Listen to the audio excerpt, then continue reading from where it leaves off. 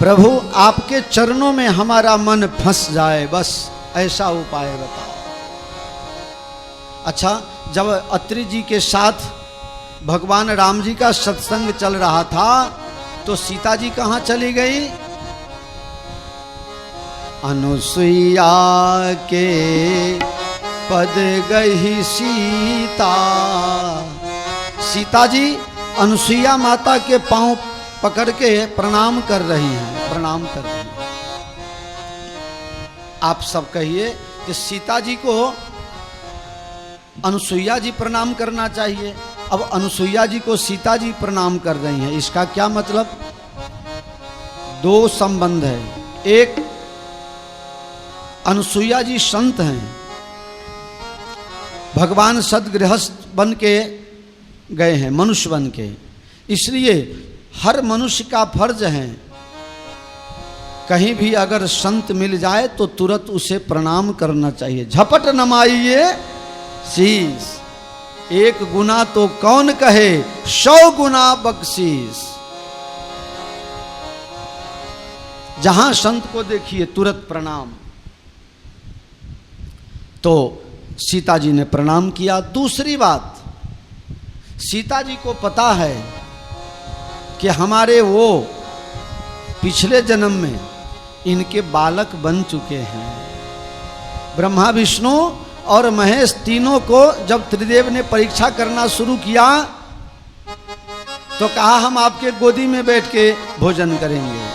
अनुसुईया माता ने सोचा ये इतने बड़े बड़े ब्राह्मण आ गए हैं और इतने बड़े बड़े को गोदी में बैठावे तो मर्यादा टूट जाएगा, इसलिए क्या किया?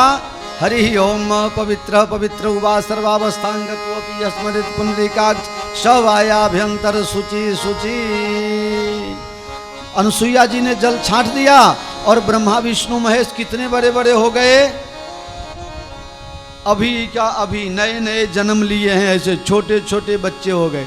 अब बच्चे किसी के भी हों, कोई भी माता बहन उसको गोद में ले लेवे तो पाप लगता नहीं है। तीनों का कहा अब गोद में बैठ करके खाना खाओ।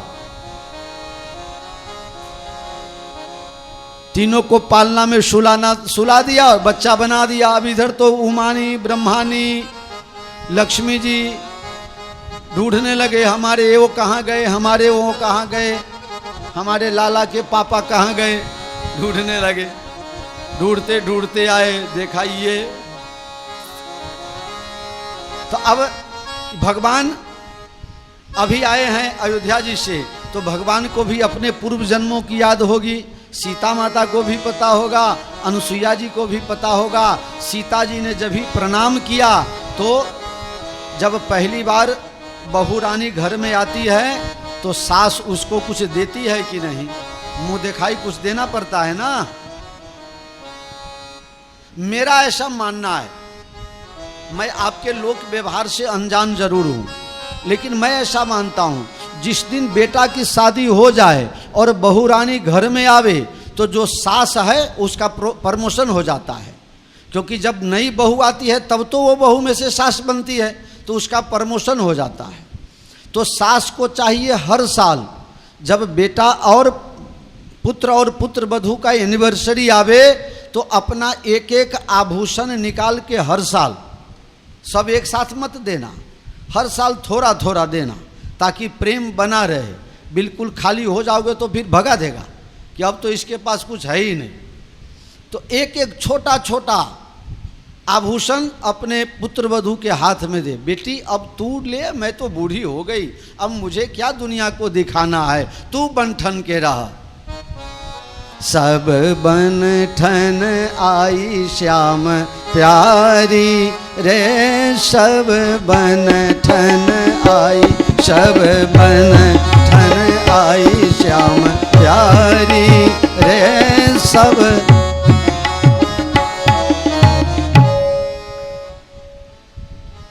तो जब सीता जी ने अनुसुईया जी को प्रणाम किया तो अनुसुईया जी ने क्या दिया, वही आप जो लोग प्रमोशन में बहू से सास बन गए हो वो लोग समझ लो क्या करना चाहिए। दिव्य बसन भूषण पहिराए,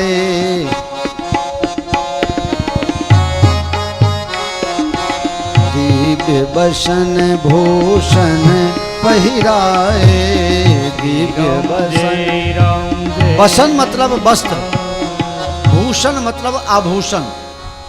अनुसुईया जी ने सीता जी को दिव्य, दिव्य और भव्य दो होता है। दिव्य का मतलब होता है अंदर की सुंदरता, और भव्य का मतलब होता है दिखावा, बाहरी सौंदर्य। हाँ, कभी कभी हम एक ही अर्थ में बोलते हैं, बहुत दिव्य भव्य हुआ है, दोनों में अंतर है प्यारे। तो दिव्य वसन, ऐसा सुंदर वस्त्र दिया सीता जी को अनुसुईया जी ने, दिव्य है मतलब बाहर से भी सुंदर है और अंदर से भी सुंदर है। उसकी विशेषता क्या है?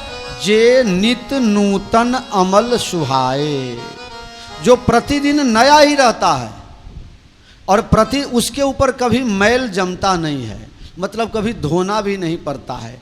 ऐसा वस्त्र दिया, कितना कीमती होगा। अच्छा, ऐसा वस्त्र क्यों दिया होगा भला? मैंने अपने मन से अनुमान किया। अनुसुईया जी को पता है कि आगे पंचवटी में जाएंगी तो रावण हरण करके ले जाएगा। वो अपहरण करने आएगा तो ये थोड़े कहेगा कि अपने कपड़े का सूटकेस भी ले लो विमान में बैठने में, वो तो उठाएगा भागेगा। इसलिए दिव्य बसन भूषण पहिराए दिया नहीं, क्या किया? पहनाया। आप लोग गुजरात वाले व्यवहार में बहुत समझते हो, लेकिन उसकी बारीकी नहीं समझते हो।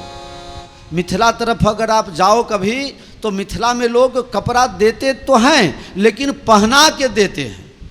हाँ, ये नहीं कि दे दिए, आप हमारे यहाँ से पहन के ही जाओ। और गुजरात में क्या है, दे देते हैं। भाई हमको एक साड़ी दिया था, हम 2 दे दे, वो एक पहना के। इसलिए यहाँ मिथिला का भाव है, बहुत सुंदर भाव।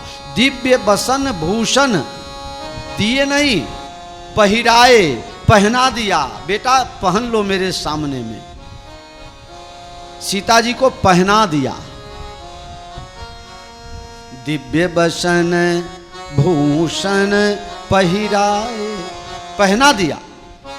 यही पहन के रखना, न कभी मैला होगा और न कभी पुराना होगा, प्रतिदिन नया रहेगा। इसको पहन लो, आज से यही पहना। पहिराए, इसका मतलब एक और भी होगा, पहिराए। सीता जी पहन नहीं रही थी, थोड़ा संकोच कर रही थी, तो उन्होंने कहा नहीं, ऐसा नहीं चलेगा, पहिराए मतलब जबरदस्ती पहना दिया। अथवा एक और भी कारण हो सकता है, जो मेरा एक भाव है अपना निजी। सीता जी कभी भी अयोध्या में अपने हाथ से कोई वस्त्र पहनी नहीं थी, तो उनको पहनना आता ही नहीं था, पहनना आता ही नहीं था। इसलिए कोई बहू अगर अनाड़ी है, नई है, तो सास उसको सब व्यवहार समझाती है। हाँ, और कुछ बहू भी बड़ा होशियार होती है, जो काम आएगा वो भी नहीं करेगी। एक बहू ससुराल में आई, तो ससुराल में जब जाए, कोई भी लड़की जब ससुराल में जाती है तो नया नया में तो 2-4 दिन 5 दिन उससे काम करवाया नहीं जाता है। तो उसकी सास दाल बनाई, दाल तो हालांकि बढ़िया नहीं बना ठीक से, लेकिन बहू ने बहुत प्रशंसा कर दिया सास की। आहा हा हा, मेरे सास के जैसे तो दाल बनाने किसी को आता ही नहीं है।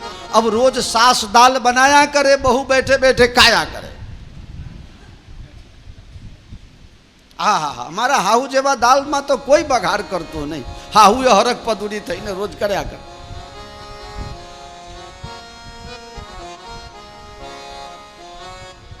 तो सीता जी को साड़ी पहनना आता नहीं था, तो अनुसुईया जी ने शायद उनको अपने हाथ से पहनाया। पहिराए बहुत स्नेह भरा शब्द है, इसमें बहुत प्रेम, अतिशय हार्टली, इसमें जो इंटरनल फीलिंग दिख रहा है। दिव्य बसन भूषण पहिराए। जिस बेटी को माँ से, बहू को सास से, बहन को बहन से, या किसी भी रिलेशन में, भाई भाई भी हो सकता है, जहाँ पर रिलेशन जितना अच्छा होगा उसका अच्छा देख के वो इतना खुशी महसूस करता है। तो अनुसुईया जी को बड़ी खुशी हुई, सीता जी बहुत सुंदर दिख रही है। एक और कारण बताऊं आपको, एक एक चौपाई में इतना भाव भरा है। जब भगवान वनवास में चलने लगे तो मुनिपट भूषण भाषण भाजन आनी, कैकेयी ने सीता जी के लिए भी साधु का वेश जैसा कपड़ा ला करके दिया था। हमारी बहू सबसे अच्छी दिखनी चाहिए, हर सास को ऐसा भाव होना चाहिए। अनुसुईया जी को भाव हुआ, वनवास तो राम जी को हुआ है, हमारी पुत्र वधू तो अच्छी दिखनी चाहिए, इसलिए दिव्य वसन भूषण पहिराए, बढ़िया बढ़िया वस्त्र और आभूषण पहना दिया। सीता जी अब सुंदरी तो थी ही और सुंदर दिखने लगी। मैंने कही दो मारी बात करी दो। गीताबेन नायक नैमिसारण कथा में आया था, ढगलो साड़ी, પછી મહિલા મંડળ ભેગા થઈને સાડીનો વ્યાપાર કરી નાખ્યો। ભગવાનની પ્રસાદી મને આપો, ભગવાનની પ્રસાદી મને આપો। તે ગીતાબેને અહીંયા છાયાબેનને કીધું કે નૈમિસારણમાં બાપુ પ્રસાદીમાં સાડી આપતા હતા, તે પૂછજો ને તો અમારે સાડી પ્રસાદીમાં લેવી છે। મેં હા પણ પાડી દીધી।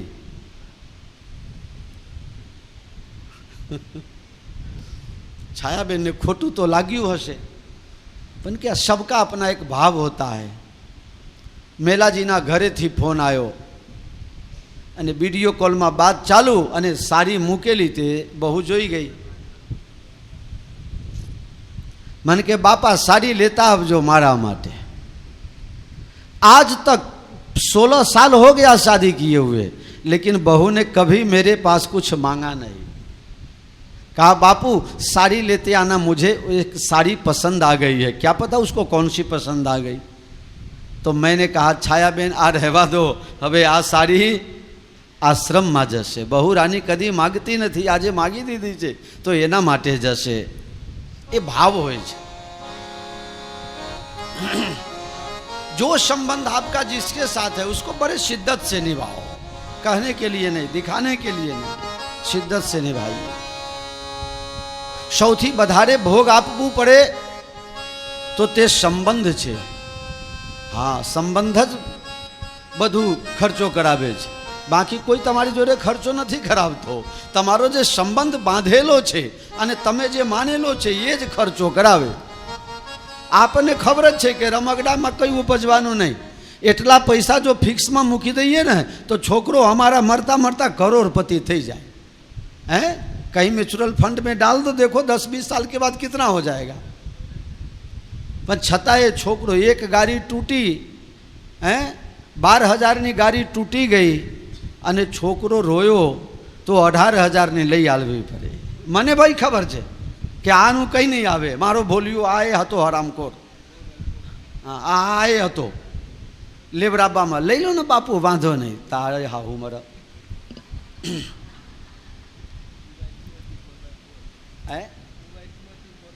हाँ, 2x2 नी जगह 4x4 थार गाड़ी। ये सब भाव की बात है। तो माता अनुसुईया जी ने सीता जी को पहनाया। क्या भाव है, सुंदर। दे नहीं दिया, दे देना मतलब व्यवहार टालना। हमको एक दिया था, हम 2 दे दिए, बात खत्म हो गया। नहीं नहीं, पहनाए। आपको अच्छा लगता है कि नहीं अच्छा लगेगा तो देख के हमको और भी खुशी होगी। दिव्य बसन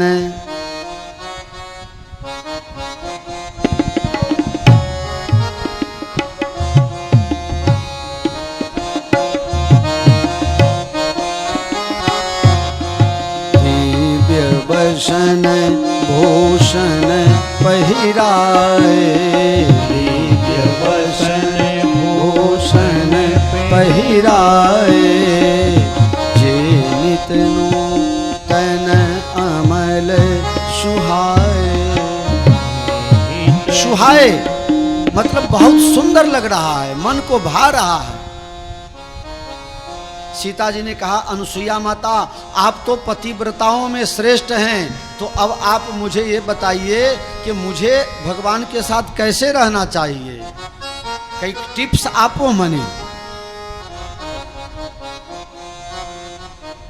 अनुसुईया जी कह रही है सीता जी आप तो भगवती ना अवतार छो, आप भगवती की अवतार हो, आपके नाम लेने मात्र से ही कलयुग की स्त्रियां पतिव्रता शिरोमणि हो सकती हैं। लेकिन आपने पूछा, मुझे गौरव दिया, इसलिए मैं बताना चाहती हूं। जग पतिव्रता चार विधि, 4 प्रकार की स्त्रियां होती हैं, 4 प्रकार बताया। 1 नंबर, उत्तम के अस बश मन माही, सपने हूँ आन पुरुष। जो उत्तम स्त्री है उसके नजर में दुनिया में एक ही पुरुष पैदा हुआ और वो है उसका पति। इसके अलावा और कोई पुरुष पैदा हुआ वो उसके दिमाग में ही नहीं। एक ही दुनिया में एक ही पुरुष पैदा हुआ और वो है उसका पति, इसके अलावा और कोई पुरुष पैदा हुआ ही नहीं। ये उत्तम 1 नंबर। दूसरा नंबर, पति के उम्र का हो तो उसको देवर मान लेना या उसको जेठ मान लेना। बाप के उम्र का हो तो पिता तुल्य उसको काका कह देना, चाचा कह देना। छोटे उम्र का है तो बेटा मान लेना, बेटा जैसा मान लेना। ये दूसरा नंबर। और तीसरा नंबर, अंदर से खराब है लेकिन बाह्य लोक लाज के कारण, लोक लज्जा के कारण दिखावटी मर्यादा का पालन करती है। अंदर से कुछ मर्यादा है नहीं, लेकिन बाहर से लोक दृष्टि में कहीं मुझे कोई बुरा न कह देवे, इसलिए बढ़िया बनी रहती है। ये तीसरा नंबर। और चौथा नंबर वो है जिसको किसी की कुछ पड़ी नहीं है। लोग क्या कहेगा कोई मतलब नहीं, क्या करना चाहिए कोई मतलब नहीं, क्या नहीं करना चाहिए कोई मतलब नहीं। जो मन भावे वही करे, जहाँ मन होवे वहीं जावे, जो इच्छा हो वही खावे। संयम नाम की चीज नहीं। अगर कोई कह भी देवे, तुम्हारे बाप को, ये तुम्हारा ससुर को ये कहेगा लोग, जिसको जो कहना हो सो करे, हैं, हम अपने ढंग से रहेंगे। हर प्रकार से अंदर और बाहर हर तरह से ही खराब है। गोस्वामी जी ने कहा, नारी पाव जमपुर दुख नाना, ऐसी स्त्रियां नरक में जाती हैं, युवावस्था में विधवा हो जाती हैं, अंधा हो, लंगड़ा हो, काना हो, गरीब हो, उम्र में बहुत ज़्यादा हो, भिखारी हो, अजसी हो, हर प्रकार से बेकार का बेकार हो। ऐसे पति का भी अगर स्त्री अपमान करती है तो उसे नरक में जाना पड़ता है, चाहे जैसा है। तुम ही मेरे मंदिर, तुम ही मेरी पूजा, तुम ही देवता हो, मैं देवता हो।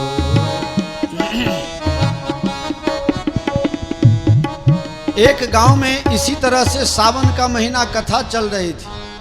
एक माताजी रोज कथा में आती थी, प्रतिदिन 1 महीने की कथा थी। महाराज रोज जब कथा पूरी करते तो अंत में बोलते, आज सौने जय श्री कृष्ण काले वेला आवजो, आज सौने जय श्री कृष्ण काले वेला आवजो।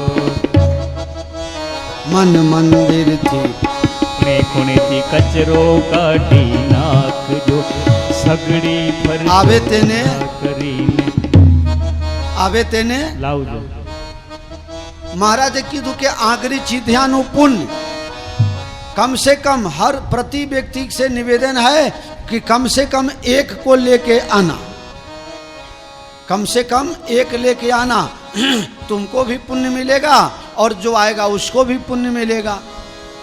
तो एक बहन रोज कथा में आती थी, तो वो सोची महाराज रोज कहते हैं 1 को लेके आना, 1 को लेके आना, मेरे साथ तो कोई आती ही नहीं है, मेरे अगल बगल में कोई आवे ऐसी है भी नहीं। उसी के पड़ोसी में एक औरत थी जो बहुत बेकार स्वभाव की थी, पति को अपमान करती थी, पूरे गांव में कोई अगर कुछ कह देवे तो झगड़ा कर लेती थी। उसने सोचा चलो चाहे जैसा भी होए, मैं अपने पड़ोसी को एक बार कथा में लेके जाऊंगी। गई और अपने पड़ोसी से बोली, बहन एक बार कथा में चलो। महाराज सबको कहते हैं आवे तेने लाभ जो, कम से कम एक को ले आना। महाराज बोलते हैं उंगली दिखाने से भी पुण्य मिलता है, तो बहन एक बार चलो। वो बोली मुझे कथा से कोई मतलब नहीं, तू जाती है तू सुन, मुझे कथा में नहीं जाना। वो बहन बोली कि बहन तू चल, एक बार मेरे साथ चलोगी तो मेरी प्रतिष्ठा हो जाएगी, बढ़ जाएगी, तो तुम्हारे लिए नहीं लेकिन मेरे लिए एक बार चलो। अब वो सोची मेरे घर का सारा काम यही करती है, कहीं नाराज हो जाएगी तो कल से सब बंद हो जाएगा, तो इससे बढ़िया है चलो एक दिन जाके हाजिरी दे देते हैं। उस दिन यही कथा चल रही थी। ऐसे उपति कर किए अपमाना, नारी पाव जमपुर दुख नाना। सारी कथा सुन ली, यही कथा चल रही थी। महाराज ने कहा अंधा हो, लंगड़ा हो, लूला हो, गरीब हो, भिखारी हो, उम्र में बहुत बड़ा हो, हमेशा रोगी रहता हो, पूरे दुनिया में कोई उसको जस नहीं देता हो, दुनिया के सारे अवगुण उसके पास हों, ऐसे पति का भी जो अपमान करती है उसको नरक में जाना पड़ता है। अब वो औरत कथा सुनने तो आई नहीं थी, लेकिन सुन ली तो सोची ये सारा अवगुण तो मुझ में ही है। चलो आज तक जो कुछ भी हुआ, जगे तब सवेरा है, जब जगे तब सुबह। उसने निश्चित कर लिया कि आज के बाद मैं अपने घर वाला को कभी परेशान नहीं करूंगी।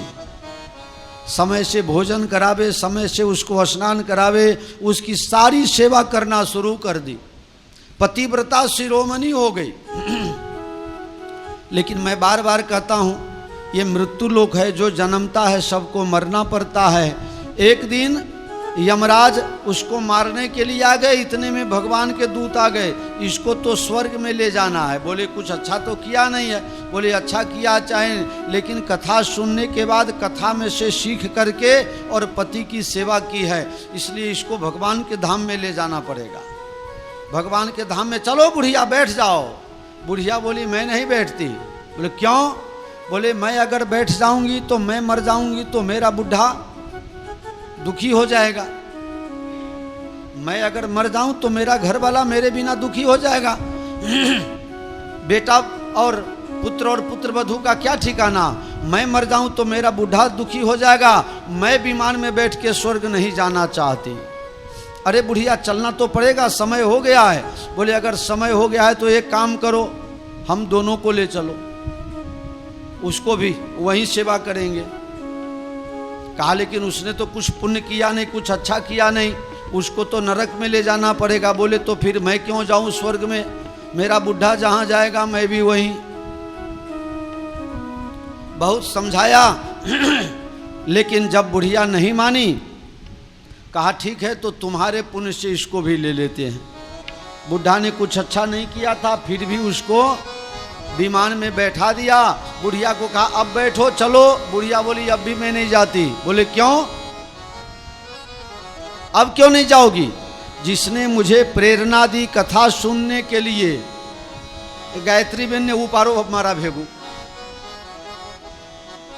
वजन बहु बधी गयु छे ने अशोक भाई कंटाड़ी गया छे।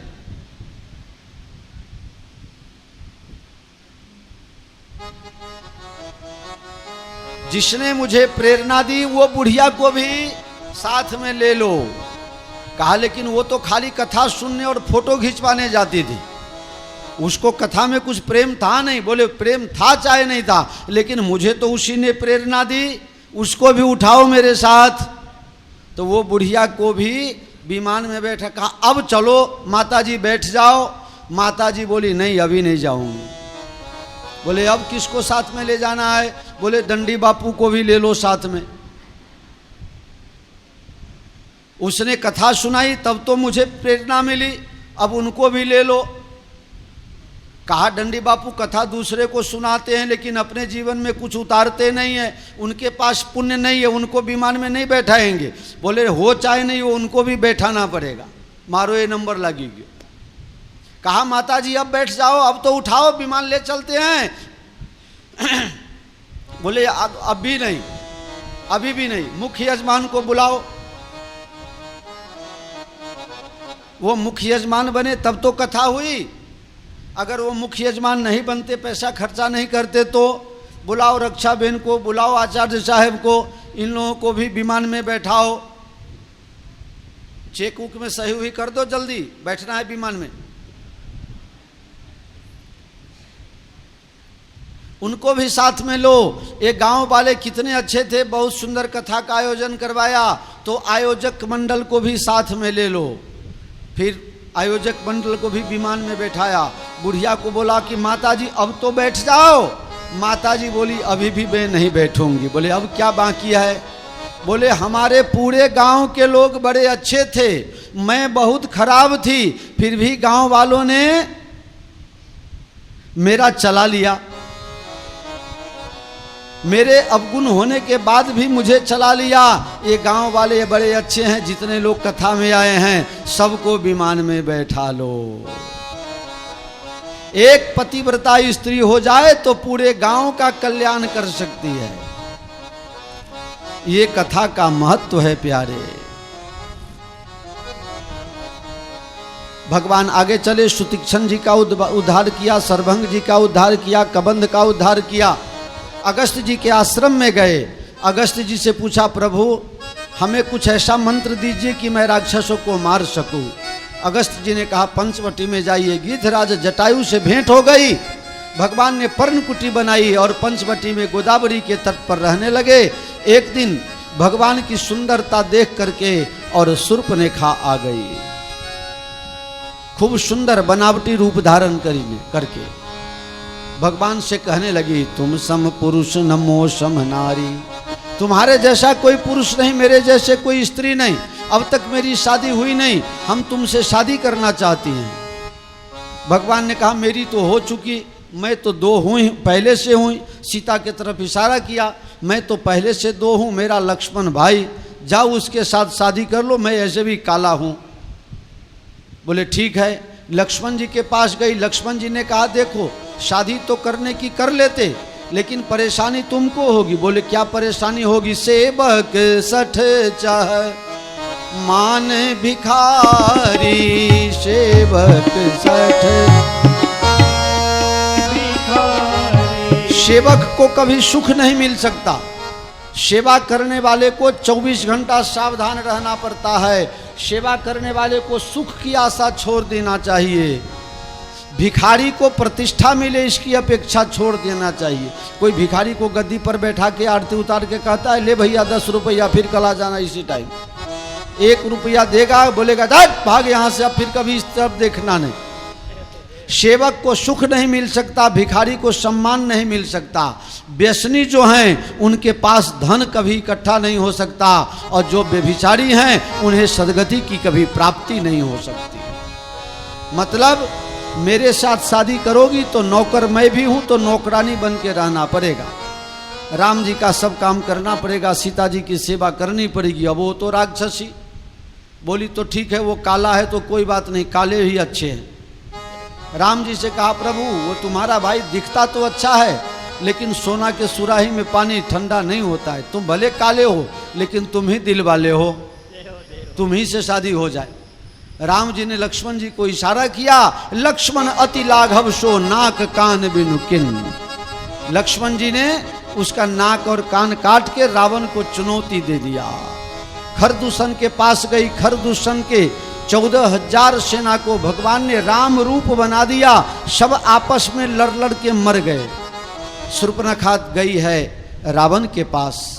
रावण ने नाक कटा हुआ देख करके पूछा नाक कहाँ से कटवा के आई हो? बोली पंचवटी में गई थी। क्यों गई थी? बोले पानी पीने। अरे पानी पीने नहीं, पानी ग्रहण करने गई थी। पानी पीने गई तो पानी पीने वाले को थोड़े कोई नाक काटता है। बोले नहीं, वहाँ एक बहुत सुंदर स्त्री थी, मैंने सोचा कि ये मेरे भाई के घर पर हो तो बहुत अच्छा, तो मैंने कहा कि चलो रावण महाराज के यहाँ। रावण को गलत प्रेरणा दे रही है। रावण ने कहा ऐसी बात है, खरदूषण के पास जाना चाहिए मदद के लिए। बोला वो तो 3 मिनट में ही समाप्त हो गए। अच्छा, खरदूषण को मार दिया तो निश्चित हो गया कि भगवान का अवतार है। भगवान का अवतार है तो भले है। मैं बनूंगा बनावटी और जाऊंगा, अगर मनुष्य होगा तो मार करके और उसकी स्त्री को लेके आ जाऊंगा, अगर भगवान होगा तो मुझे मार देगा, तो मुझे परमात्मा के धाम की प्राप्ति हो जाएगी। दोनों हाथ में लड्डू चकाचक। रावण मारीच के पास गया। मारीच ने कहा, भाई जब मैं विश्वामित्र के यज्ञ की रक्षा में गया और एक बाण मार के मुझे शतजोजन का सागर पारा भेज दिया, अब कोई रावण का रा बोलता है तो भी मुझे राम का रा सुनाई देता है और मेरा शरीर कांपने लगता है। वो मनुष्य नहीं है, तीनों लोक का मालिक है। रावण, अगर कल्याण चाहते हो तो घर वापिस चले जाओ। रावण ने कहा, मारीच मामा, मेरा स्वभाव जानते हो, बहुत अच्छे ढंग से परिचित हो, चाहे तो मेरा कहना मानो, नहीं तो फिर उसी के धाम में तुम भी चले जाओ। मारीच ने सोचा, ये पापी के हाथ से मरूं, इससे बढ़िया है भगवान के हाथ से क्यों न मरूं। बनावटी हिरण बना, भगवान के आश्रम के आसपास। सीता जी ने कहा, राम जी, इस हिरण को मार करके सोना का लग रहा है, लाइए अपने कुटिया में इसका आसन बनाएंगे। यद्यपि प्रभु जानत सब कारण, सब काम कारण जानते हुए भगवान देवताओं के कार्य की सिद्धि के लिए भगवान हिरण के पीछे गए हैं। मारीच ने मरते समय भगवान का नाम लिया जोर से, हा लक्ष्मण, पहले लक्ष्मण जी का नाम लिया जोर से, फिर बाद में राम जी का सुमिरन किया। सीता जी ने कहा, लक्ष्मण जी भगवान संकट में है, आप जाके मदद कीजिए।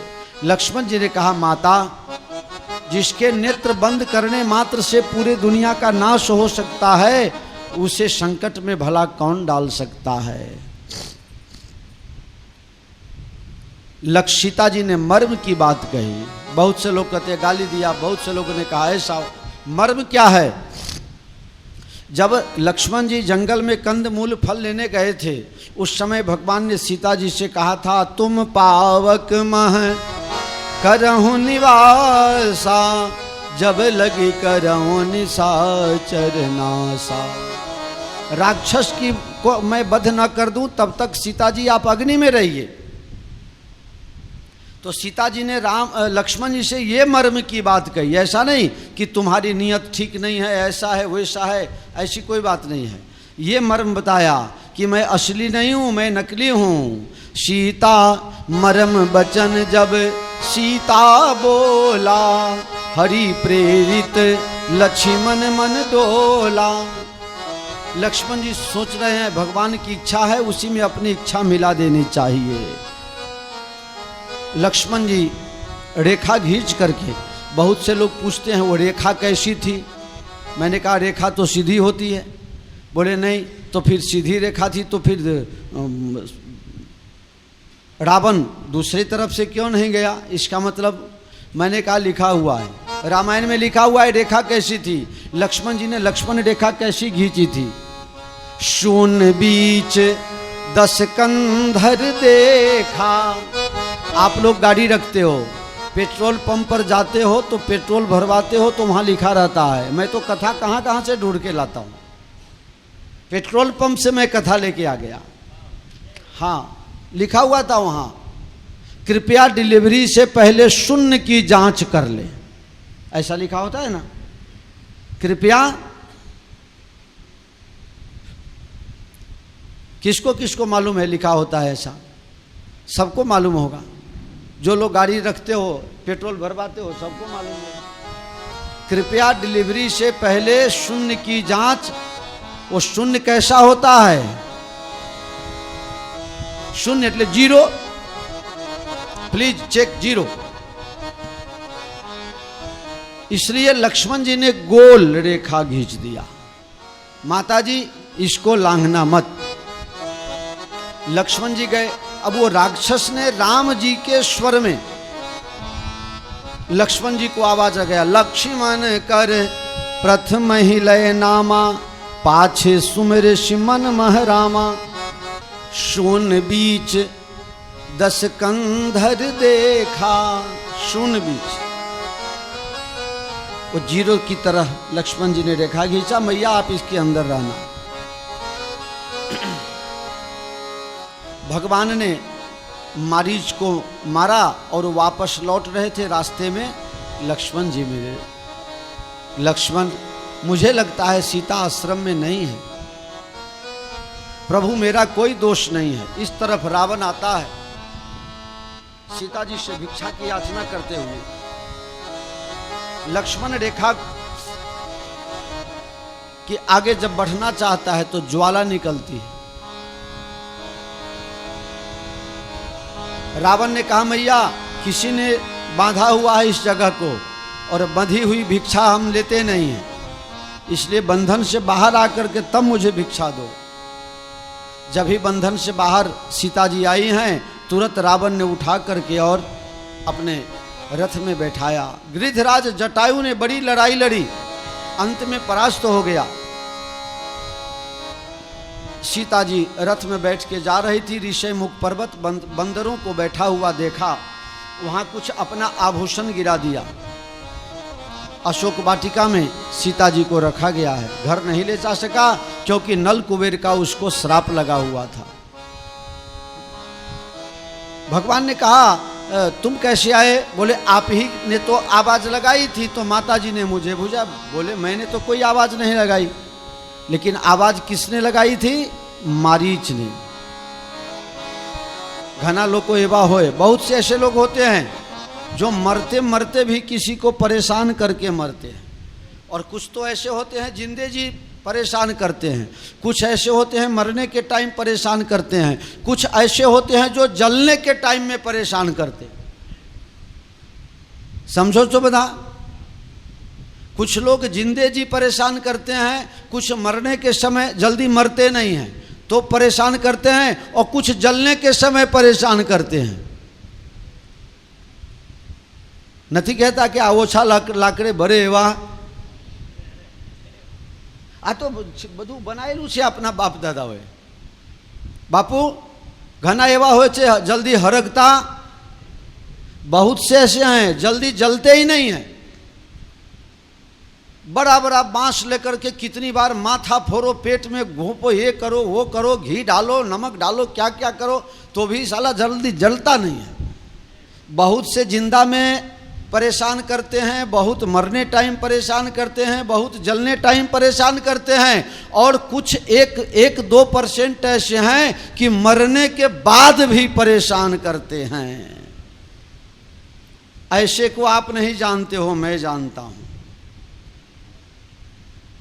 ऐसे को आप शायद नहीं जानते होंगे, मैं जानता हूं। ये मारीच ऐसा ही है, मरने के बाद भी मरते मरते ऐसा बोल दिया, लक्ष्मण कर प्रथम ही लय नामा, पाछे सुमरिस मन महरामा। राम जी के स्वर में स्वर मिला करके, जैसे राम जी ही बोल रहे।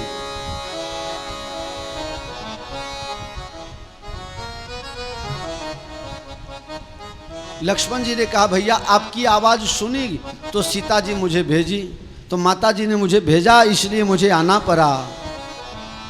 मैं बता दूं, जरा हंस लोगे आप लोग? थोड़ा हंसने की बात बता दूं। हंसना है, बधा कहो तो कहो, न तो नहीं कहो। बधा ने राजी थवू से। बहुत से लोग ऐसे होते हैं जिंदा में भी परेशान करते हैं, मरने के समय परेशान करते हैं, जलते समय परेशान करते हैं। बहुत से ऐसे होते हैं मरने के बाद भी परेशान करते हैं। एक गांव में एक दादा था, मर नहीं रहा था। जो जानते हो मन में पहले हंस लेना, लेकिन सबके साथ में फिर से हंसना, और जो लोग पहली बार सुने हो उसको तो बाद में ही हंसना है।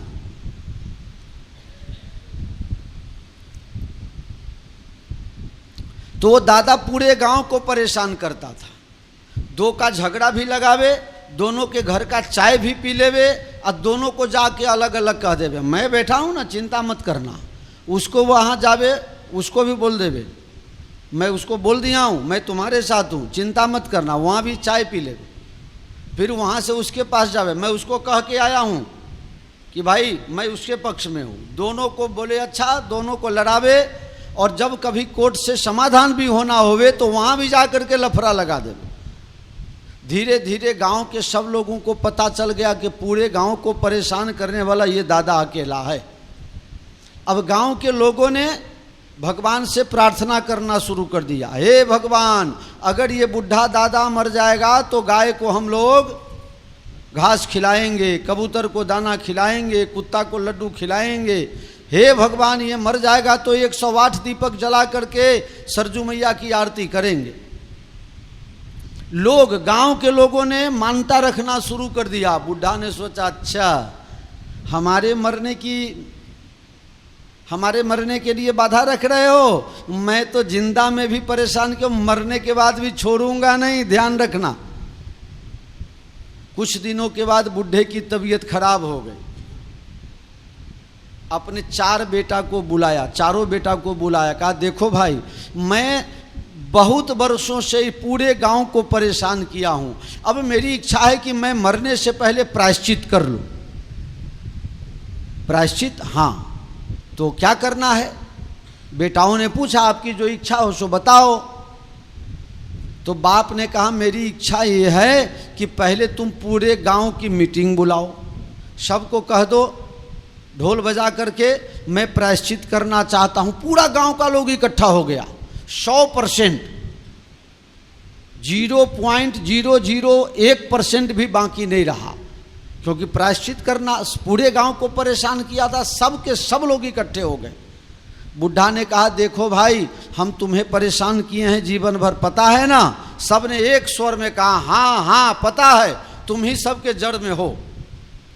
कहा, तो मैं प्रायश्चित करना चाहता हूं, तुम लोग सहयोग करोगे? बोले हाँ, जल्दी मरो, जल्दी प्रायश्चित करो।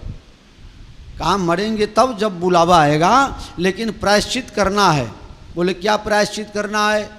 बोले जब मैं मर जाऊं तो गांव के बीच में चौक में मुझे उल्टा लटका के, और जिसको जिसको मैं परेशान किया हूं सब 2-2 जूता मुझे मारना, तो मेरा प्रायश्चित हो जाएगा।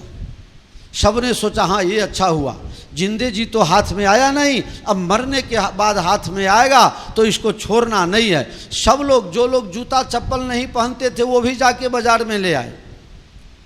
पूरे बाजार में जूता चप्पल समाप्त हो गया, लोग दूर दूर जाके शहर से ले आए। एक अंकल तो ऐसा था कि शादी के समय जो जूता पहना था वो जूता बचा के रखा था, सोचा आज नहीं काम में आएगा तो कब काम में आएगा, तिजोरी से निकाला। बुढ़ा को मारना है ना,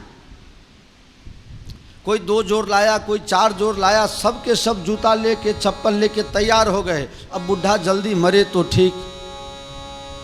एक दिन बुढ़ा मर गया। बेटा ने पूरे गांव को बुलाया, भैया मेरे पिता की अंतिम इच्छा थी कि मरने के बाद उनको सब 2-2 जूता मारे, तो आप लोग तैयार हो? बोले हाँ हम तैयार हैं, जल्दी लटकाओ, जल्दी लटकाओ, हम मारना चाहते हैं, जिंदा में तो कुछ कर नहीं पाए, तो मरने के बाद तो कम से कम 2 जूता मारे। सब के सब लोग लाइन में लग गए। अब मारना था 2 जूता, तो कोई 2 के बदले 3-4 भी मार देता था।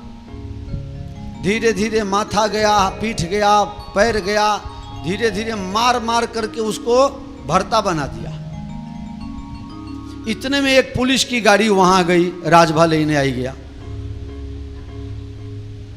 इतने में एक पुलिस की गाड़ी आ गई। अब पुलिस ने देखा कि पूरा गांव इकट्ठा हो करके और इस एक व्यक्ति को मार दिया।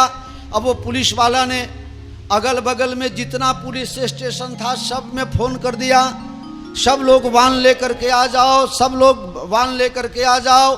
पूरे गांव वाले को वाहन में पुलिस वालों ने बैठाया और साबरमती के सेंट्रल जेल में जा करके डाल दिया। तब गांव वाले को पता चला साला बुढ़ा जिंदा में भी परेशान किया और मरने के बाद भी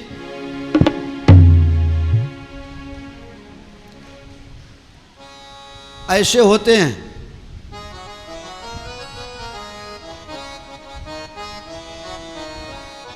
भगवान जटायु के पास आए, जटायु का उद्धार किया। भगवान वहाँ से आगे गए, कबंध का उद्धार किया है। फिर शबरी के आश्रम में भगवान पधारते हैं। शबरी ने भगवान का बहुत सुंदर स्वागत किया। एक जगह प्रेम रामायण में वर्णन है कि भगवान का पग प्रक्षालन करने के लिए शबरी के पास कोई पात्र नहीं था, ऐसा प्रेम रामायण में है। तो दोनों हाथ को पात्र बना करके भगवान को कहा, प्रभु आप अपना चरण यहाँ पधराइए। और अपने नेत्रों से जो आंसू बहाया उसी से भगवान का पांव धोया और उस चरणामृत को स्वीकार किया। बहुत से लोग कहते हैं, मैं भी कहता हूं, कभी आप भी कह देते हैं, भगवान तो सबरी ना ऐठा बेर खाता। भगवान सबरी के जूठा बेर खाए ना, ये गलत बात है। ये बात सत्य नहीं हो सकता। जो सबरी भगवान को इतना मानती है, क्या वो भगवान को जूठा बेर खिला सकती थी? आज तक मैंने किसी भी ग्रंथ में इसको नहीं पढ़ा है। अगर आपको पता हो तो बताना, इस संदर्भ में यहां ये लिखा गया है। कहीं भी मैंने नहीं पढ़ा है। एक संत से मैंने पूछा, महाराज लोग कहते हैं जूठा बेर खाया, जूठा बेर खाया। अच्छा, इसमें से कितने लोग हो जिसने आम खाया है जीवन में कभी? आम खाए हो? केरी, आखे आखू केरी, कोई ये नहीं खाधु है? रसनी बात नहीं कर तो केरी नहीं बात करो। हाँ, तो जब आप लोग आम खाते हो और बहुत अच्छा लगता है, बहुत मीठा लगता है, तो आम वाले से पूछते हो, भैया कहाँ से लाए हो? फलाना जगह से लाए हैं। तो आप क्या करते हो? वहाँ जा कर के वहाँ से कलम लेकर के आते हो, अपने खेत में बोते हो, फिर वो खाते हो, वो मीठा लगता है। तो सबरी कंद मूल फल खा के रहती थी। एक संत का भाव है, अच्छा लगे तो ठीक है, नहीं लगे तो मुझे वापिस कर देना। तो एक संत का भाव ये है कि सबरी जंगल में घूमती थी और जो कुछ भी फल फूल खाती थी, तो जो मीठा लगता था उसका बीज ला करके अपने आश्रम में बो देती थी। जब राम जी आए तो उस समय बेर का सीजन चल रहा था। तो सबरी को गुरु महाराज ने पहले कहा हुआ था कि राम जी आपके यहाँ आएंगे। इसलिए सबरी ने सोचा कि जो मीठा फल का बीज है वो सब बीज अपने आश्रम में अगल बगल में लगा रखा था। जब भगवान आए तो बेर का सीजन था और उसी में से भगवान को वो बेर तोड़ करके और भगवान का भोग लगाया है। तो मतलब जो बेर उसको मीठा लगा वो बीज सबरी ने रोप दिया, उसमें जो पेड़ बना, उसमें जो फल लगा वो फल भगवान को खिलाया। इस हिसाब से शायद जूठा हो सकता है, लेकिन सबरी कैसे भला भगवान को जूठा बेर खिलाती। एक संत ने कहा जूठा ही खिलाया। जूठा आप सबको मालूम है, लक्ष्मण जी को जब शक्ति बाण लगा तो कैसे बचे? संजीवनी बूटी से। वो संजीवनी बूटी कैसे बना था पता है आपको? जब भगवान सबरी का जूठा बेर खा रहे थे तो लक्ष्मण जी को ये लगा भगवान तो सीधे साधे हैं, खा लेते हैं, मैं भला इस नीच जात सबरी के हाथ का जूठा बेर खाऊं? भगवान तो अंतर्यामी है, लक्ष्मण के भाव को समझ गए। भगवान को लगा कि लक्ष्मण से एक संत का अपराध हो जाएगा। भगवान ने जुक्ति लगाई, सबरी ने चख करके भगवान को खिलाया और भगवान चख करके लक्ष्मण को देने लगे। लक्ष्मण ये बहुत मीठा है भैया, जरा इसको टेस्ट तो करो, बहुत मीठा है। लक्ष्मण जी ने सोचा भगवान हमको फंसा रहे हैं। जब लक्ष्मण जी को भगवान ने दिया और भगवान दूसरा बेर लेने लगे, इतने में लक्ष्मण जी ने बेर खाया नहीं, वो लेकर के और पीछे फेंक दिया। वही चला गया द्रोणगिरी पर, वही हो गया संजीवनी बूटी। जब लक्ष्मण जी को शक्ति बाण लगा तब भगवान ने कहा लक्ष्मण यही संजीवनी बूटी तुम्हें, क्योंकि सबरी का भगवान को संजीवनी बाण क्यों नहीं लगा?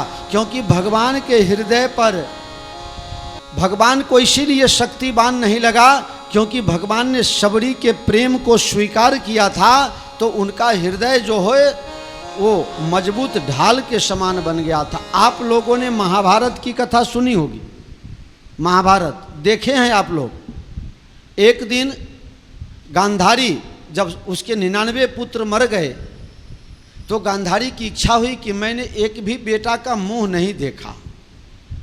तो गांधारी ने कहा दुर्योधन जैसे बच्चा होता है तो तो माँ उसका सर्वांग दर्शन करती है, पूरे अंग को देखती है। इसी तरह तुम अपने आप को छोटा बच्चा समझ के नंगा होकर के मेरे सामने आओ, मैं तुम्हारा पूरा शरीर देखना चाहती हूँ। इसी बहाने अपने नेत्र के द्वारा तुम्हारे पूरे शरीर को मैं वज्र का बना दूंगी, जिससे कोई भी प्रहार तुम पर करेगा तो तुम मरोगे नहीं। भगवान को पता चला ये दुष्ट तो मरेगा ही नहीं। भगवान बन गए माली और रास्ते में कहा, दुर्योधन कहाँ जा रहे हो? वो माली नहीं, वो तो बनमाली था। कहाँ जा रहे हो? बोले माँ के पास। अरे बेवकूफ, जवान बेटा नंगा होकर के माँ के पास, शर्म नहीं आती है? माली बने बनमाली ने कहा ये कैसी बात है? माँ ने कहा है बस आज्ञा का पालन करने जा रहा हूँ। कहा मूर्ख हो, माँ ने वस्त्र पहनने से मना किया है। एक काम करो, मैं माली हूँ, मैं फूल का वस्त्र बना देता हूँ, बस फूल का वस्त्र जैसा बना देता हूँ, कम से कम कमर में पहन लो। अरे बेवकूफ़, माँ के सामने ऐसे नहीं जाना चाहिए। और बनमाली ने उसको एक छोटा सा लंगोटी बना दिया और वो पहन लिया।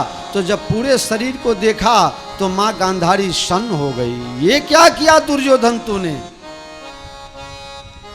और वही भाग जिस पर गांधारी की नजर नहीं गई वो पत्थर का नहीं हुआ, और उसी जगह पर गदा मार करके और तब भीमसेन ने उसको मूर्छित किया।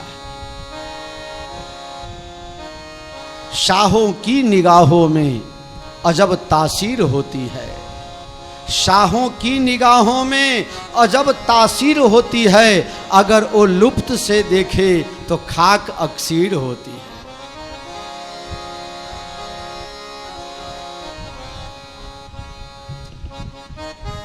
शबरी के बेर का जो अपमान हो गया, वही संजीवनी बूटी बन के लक्ष्मण जी को फिर जिलाया है। भगवान किष्किंधा में गए, सुग्रीव से मित्रता हुई, हनुमान जी ने मित्रता कराई, बाली का भगवान ने वध किया, अंगद को युवराज बनाया और सुग्रीव को राजा बना दिया। भगवान प्रवर्सन पर्वत पर चले गए, क्योंकि चातुर्मास व्रत करना है, इसलिए भगवान प्रवर्सन पर चले गए हैं। चातुर्मास बीतने को आया, अभी तक सीता जी का अता पता नहीं चला। लक्ष्मण जी गुस्से आ गए, धनुष चढ़ाई कहा तब जारी करो पुरछार, व्याकुल नगर देख तब आयो बाल कुमार। लक्ष्मण जी गुस्से हो गए, मैं किष्किंधा नगरी को जला के राख कर दूंगा। अंगद जी आए हैं, लक्ष्मण जी को शांत किया। हनुमान जी ने कहा हम बंदर भालू सब जगह भेज दिए हैं, चलो भगवान को समाचार दो। सभी बंदर भालू भगवान के पास आए, भगवान ने सबको आशीर्वाद दिया। अंत में, सबसे अंत में हनुमान जी ने प्रणाम किया। चरण नाई सिर बिनती कीन्ही, लक्ष्मण अभय बाह तेहि दीन्ही। सबने प्रणाम किया। भगवान ने हनुमान जी को अपने हाथ की अंगूठी निकाल करके कहा, सीता जी को आप हमारे तरफ से कहना, हम आपके वियोग में बहुत दुखी हैं। हनुमान जी ने कहा, प्रभु आपकी सभी कथा मैं सुना सकता हूँ, लेकिन आपके वियोग की कथा मैं नहीं सुना सकता। अगर मान लो कोई बेटा अपने बाप के साथ दूसरे जगह, दूसरे शहर में रहता है, और बेटा कोई छुट्टी के समय में अगर अपने माँ से मिलने जावे, और बाप कहे कि मम्मी को कहना हम बहुत याद करते हैं, तो आजकल इस कलयुग में भी कोई बाप ऐसा संदेश बेटा के द्वारा नहीं देता।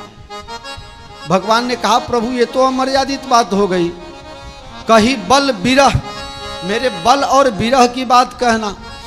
कहा, प्रभु मैं बल की बात कह लूँगा, लेकिन आपके विरह की बात मैं नहीं कह सकता। माँ के वियोग में, विरह में बाप की क्या दशा है, ये भला पुत्र कैसे वर्णन कर सकता है। अपने गुजराती माँ एक भजन से, अरे दिल निबातो दिलो जाने, मन दिलगिरी थईने फरवा दे, मन दिल निबातो करवा दे। आ इंटरनल वस्तु छे, आ न खबर पड़े दीकरा ने। हनुमान जी ने कहा, प्रभु एक काम करो, आपको अभी कुछ काम उम तो है नहीं? बोले नहीं। तो आप जब तक मैं आऊँगा तब तक तो यहीं रहोगे? बोले हाँ यहीं रहूँगा। तो आप मेरे हृदय में आ जाओ ना। हनुमान जी ने छाती फाड़ लिया और भगवान को कैद कर लिया अपने सीने में। पुलिस वाले यहां बैठे हैं, अगर किसी को कोर्ट बार बार बुलावे और वो न जावे तो फिर क्या करना पड़ता है? आप एक दो बार उसको समन भेजोगे और इसके बाद नहीं आएगा तो धर पकड़ करोगे कि नहीं? चले वो हृदय धरी।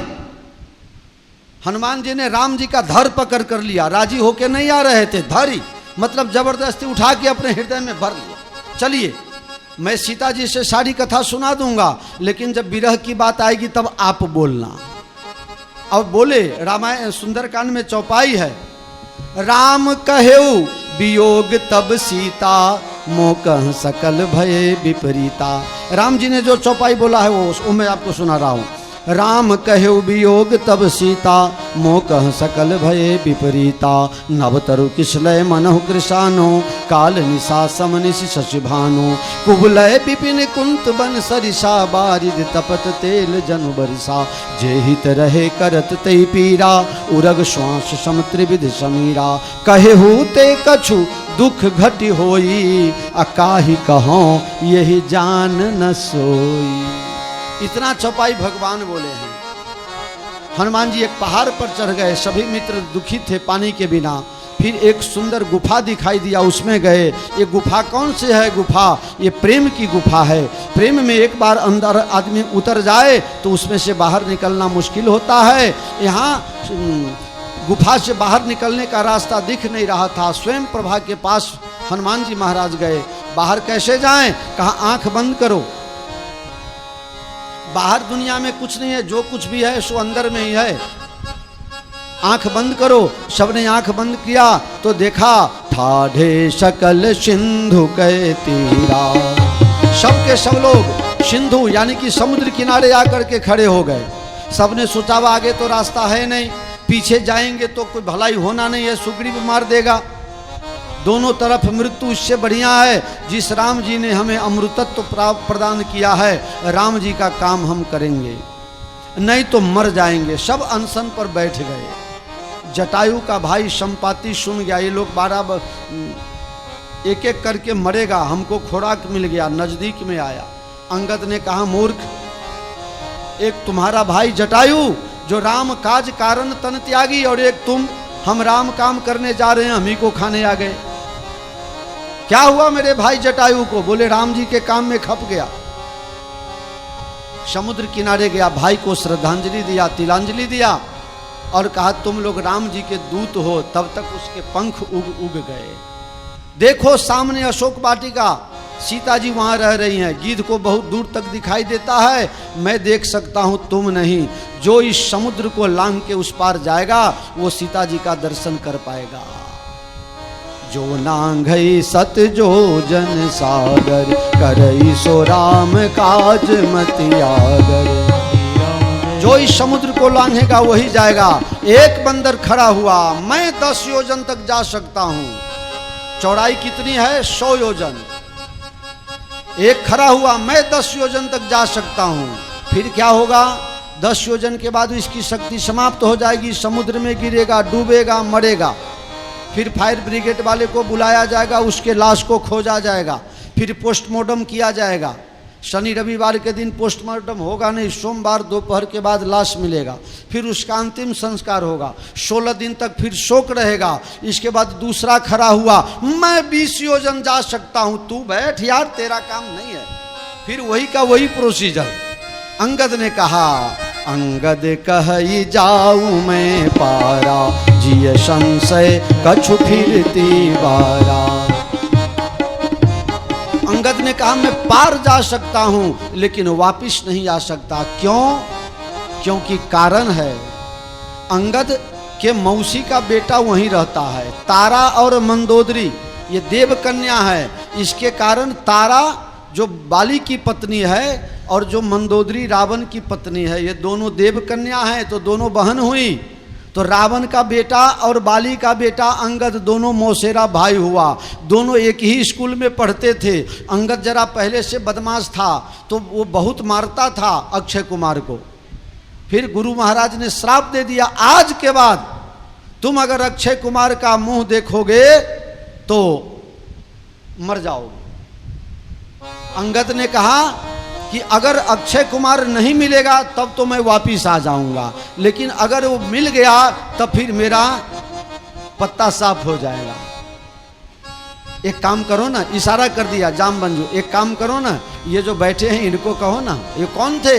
हे महावीर बजरंग बली, तुम क्यों न प्रकट हो जाते हो, तुम क्यों न प्रकट हो जाते हो। आन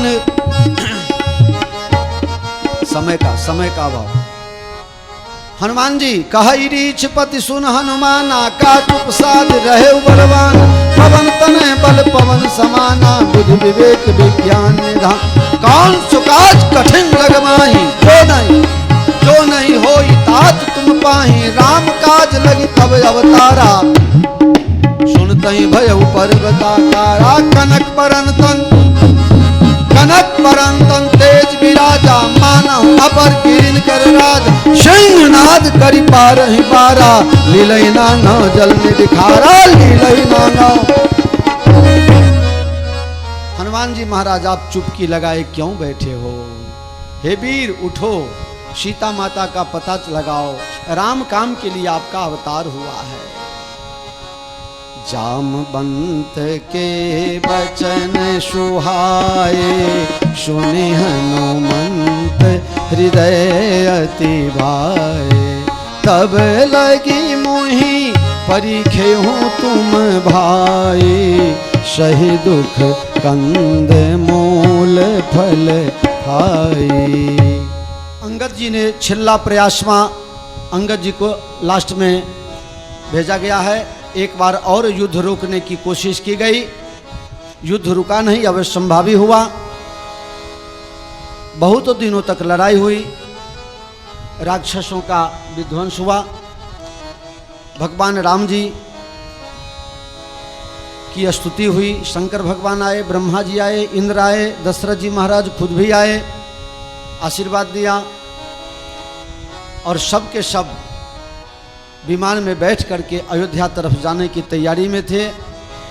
बंदरों को भगवान ने कह दिया अब सब आप लोग अपने अपने घर चले जाइए, कभी याद आ जावे तो अयोध्या आना। सब मुंह देखते रह गए, बाहरे प्रभु मतलब निकल गया, पहचानते नहीं। आप भी ऐसे ही हो, हम सबकी प्रतिज्ञा थी, आपने वचन दिया था कि अयोध्या सबको ले चलूंगा, आप अकेले जाना चाहते हो। सब भगवान बोलते रहे और सब सुनते रहे। भगवान ने सबके मुंह के भाव को, जय हो।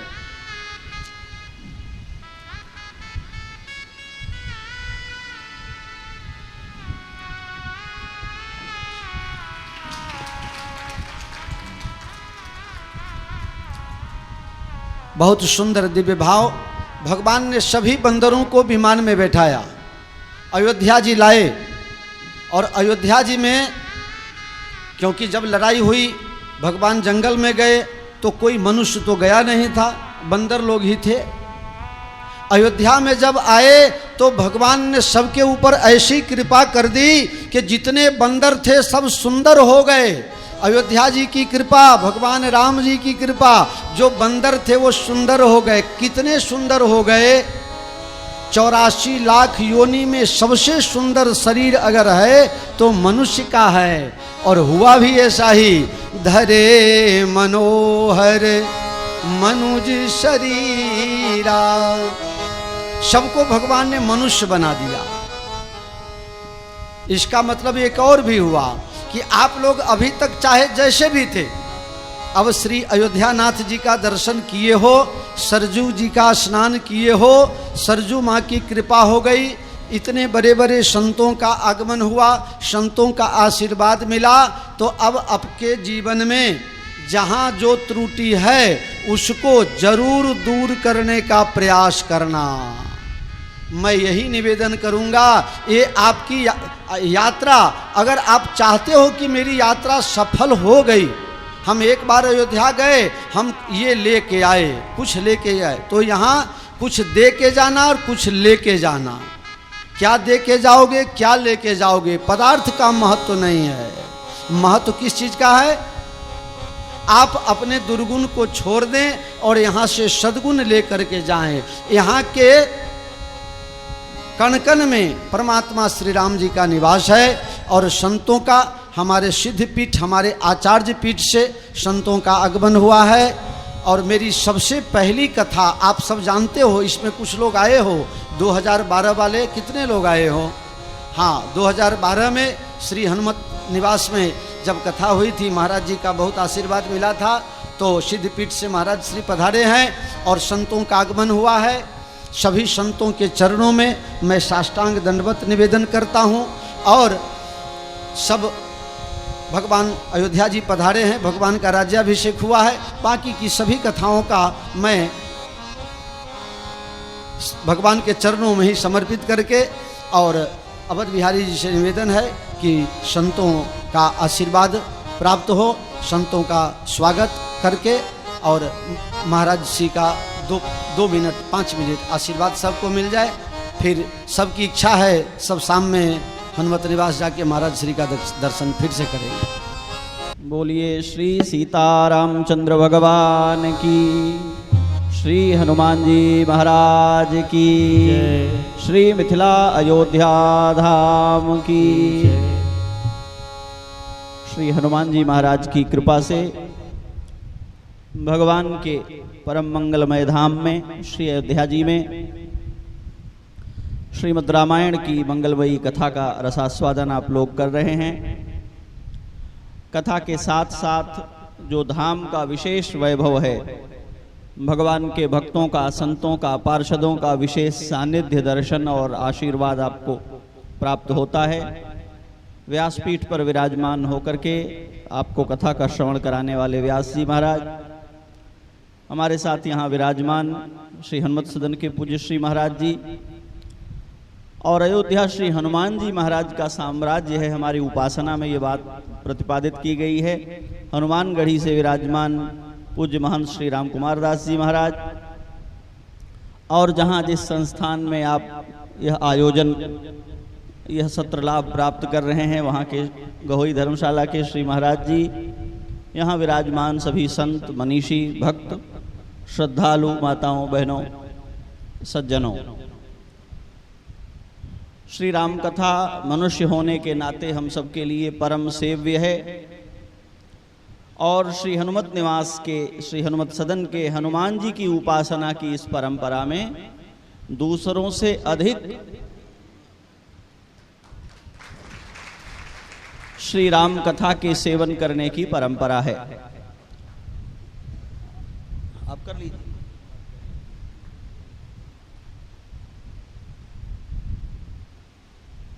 हम लोगों की सबसे रुचिकर पूजा यही है कि जो बात कही जाए उसको लोग सुन लें ध्यानपूर्वक, बाकी सारी पूजा द्वितीयक है। प्राणी मात्र के लिए श्री राम कथा परम सेव्या है, लेकिन श्री हनुमान निवास के लिए, हनुमान जी के आराधकों के लिए विशेष रूप से भगवत चरित्र श्री राम कथा का सेवन करने योग्य है, क्योंकि श्री हनुमान जी महाराज नित्य श्री राम कथा का ही गायन करते हैं, उसी का श्रवण करते हैं। श्रीमद् भागवत महापुराण में भूगोल का वर्णन करते हुए जब संपूर्ण पृथ्वी और सारे लोकों का निरूपण किया, भारतवर्ष की महिमा बताते हुए, किमपुरुष वर्ष की चर्चा करते हुए श्री हनुमान जी महाराज का परिचय इसी रूप में दिया कि वे नित्य भगवान श्री राम के मंगलमय चरित्र का गायन करते रहते हैं। हनुमान जी महाराज नित्य एक रस, हम लोग पढ़ते हैं तो रामचरित सुनबे को रसिया, हनुमान जी को जानते हैं, लेकिन वे हनुमान जी नित्य भगवान श्री राम का चरित्र सुनते हुए, गाते हुए क्या कहते हैं, हम लोगों ने उसको पढ़ा है, सुना है। ओम नमो भगवते उत्तम श्लोकाय नमः आर्य लक्षण शीलव्रताय इत्यादि भागवत में। तो जो हनुमान जी के उपासक हैं, उनका परम प्राण, उनका परम धन श्रीमद् रामायण है, क्योंकि हनुमान जी महाराज को जो अमरत्व की सिद्धि है, हनुमान जी महाराज को अष्ट सिद्धि और नवनिधि के दातृत्व की जो सिद्धि है, और हनुमान जी महाराज को राजाधिराज रामचंद्र के बाद उनकी अयोध्या को संभालने की जो सिद्धि है, वो सब कुछ राम कथा के बल से है। हनुमान जी महाराज वैष्णवों के, श्री रामोपासकों के परम आचार्य हैं, और उन्होंने हम लोगों के लिए एक सिद्धांत स्थापित किया है, और वो सिद्धांत ये है कि धरती पर तब तक रहना है जब तक यहाँ श्री राम कथा प्रचलित रहे। तात्पर्य क्या है? वैष्णव का, भक्त का, उपासक का, श्री राम सीताराम जी की भक्ति करने वाले का जीवन कितना है? कहा जितनी कथा है। जब तक कथा कह सकें, जब तक कथा सुन सकें, जब तक भगवान के मंगलमय गुणानुवाद का स्मरण श्रवण कीर्तन हो सके, तभी तक जीवन है। ये हनुमान जी महाराज कह रहे हैं। हनुमान जी की प्रतिज्ञा है, जीवन कितना? जितनी राम कथा, जब तक राम कथा। पूज्य आचार्य श्री कृपाशंकर जी महाराज मंच पर से दोनों भुजाएं उठाकर घोषणा करते थे कि जिस रामनवमी में मेरा शरीर श्री अयोध्या जी में न रहे, उसमें समझ लेना कि अब कृपाशंकर धरती पर नहीं रह गए, क्योंकि यदि ये शरीर रहेगा तो श्री रामनवमी में अयोध्या में रहेगा। वैष्णव होने का, भक्त होने का, उपासक होने का अर्थ है, शरणागत होने का अर्थ है अपने जीवन को, अपनी मति गति को अपने आराध्य के अधीन कर देना। गोस्वामी पाद कहते हैं, सिया राम को रूप अगाध अनूप, विलोचन मीनन को जल है। तो वो कहते हैं, मति राम ही सो, गति राम ही सो, रति राम सो, राम ही को बल है। भक्त वो, उपासक वो जो अपनी मति, अपनी गति, अपनी भक्ति, अपनी शक्ति को भगवान का ही मानकर उनमें लगाए रहे।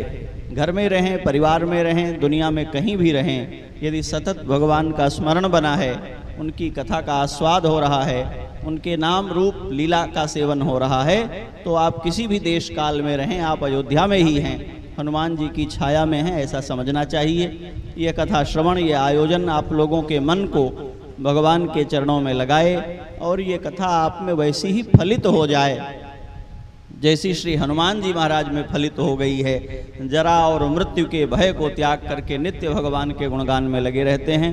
आपका जीवन भी इस योग्य बन जाए, इस बात की मंगल कामना। श्री सीतारामचंद्र भगवान की जय। पूज्य महाराज श्री का शुभागमन, हम धन्य हो गए, कृतार्थ हो गए। और गुरु भाई जी दोनों प्रारंभ में भी और समापन में भी आशीर्वाद दिए, तो और भी आनंद हो गया।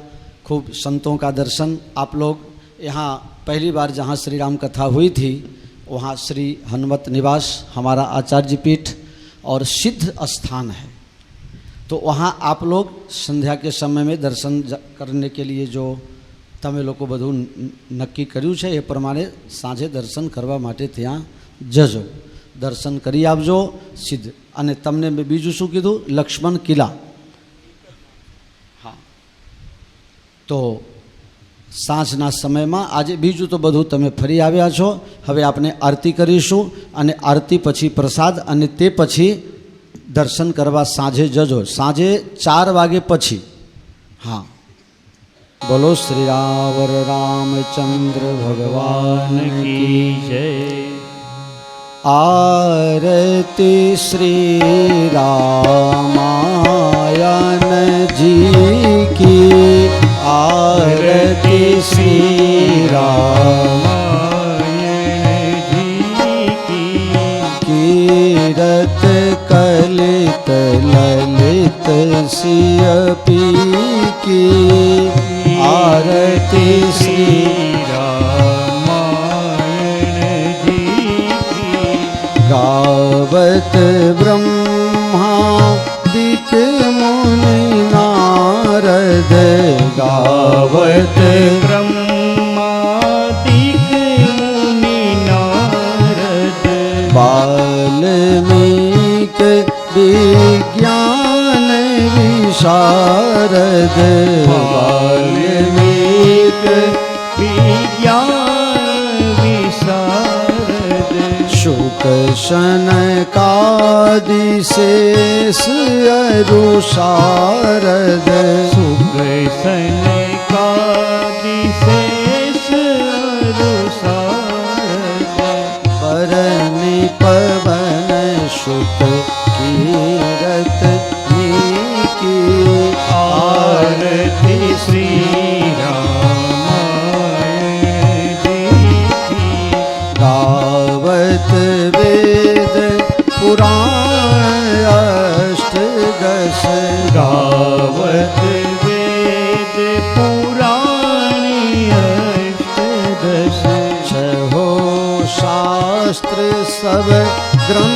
ग्रंथन को रस कहो शास्त्र सब ग्रंथन को रस मुनि जन धन संतन को सर्वस मुनि जन धन संतन को सर्वस सार अंश सम्मत सब ही की आरती श्री रामायण जी की गावत संतत शंभु भवानी गावत संभव मुनि विज्ञानी व्यास आदि कवि बलि बखाने काक भुसंग गरुड़ के ही की आरती श्री रामायण जी की कलिमल हरनि विषय रस फीकी सुभग सिंगार मुक्ति जुगती की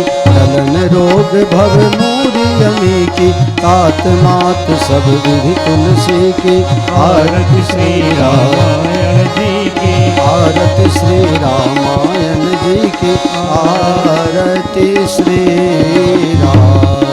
रामायण जी की कर्पूर गौरम करुणावतारम संसार सारम भुजगेन्द्रहारम सदा सदा वसंतम हृदयारविंदे भवम भवानी सहितम नमामि।